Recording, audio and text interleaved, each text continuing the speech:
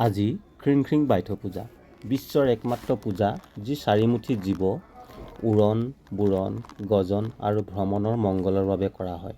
বাইথ পূজা জনজাতি সোণোৱাল কছাৰীসকলৰ মূল পূজা। চাওকচোন কেনেকৈ মাধৱ পুৰুষৰ ৰহ লৈছে।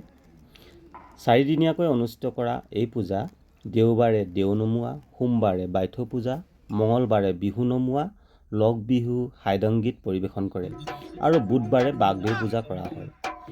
বাইথ পূজা কেৱল সোণোৱাল কছাৰীসকলৰ আৰাধ্য দেৱেই নহয়, ই সোণোৱাল কছাৰীসকলৰ জাতীয় ভেটি আৰু আত্মপৰিচয়।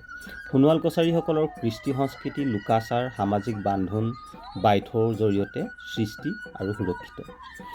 বাইথ পূজা সোণোৱাল কছাৰীসকলৰ কেৱল ধৰ্মীয় উৎসৱ নহয়, ই এক দৰ্শনো। সেইবাবে সোণোৱাল কছাৰী ৰাইজে ভক্তিভাৱে এই পূজাত সমূহীয়াকৈ সেৱা গ্ৰহণ কৰে। বাইথ পূজাৰ শুভেচ্ছা জ্ঞাপন কৰিলোঁ। ভাভু।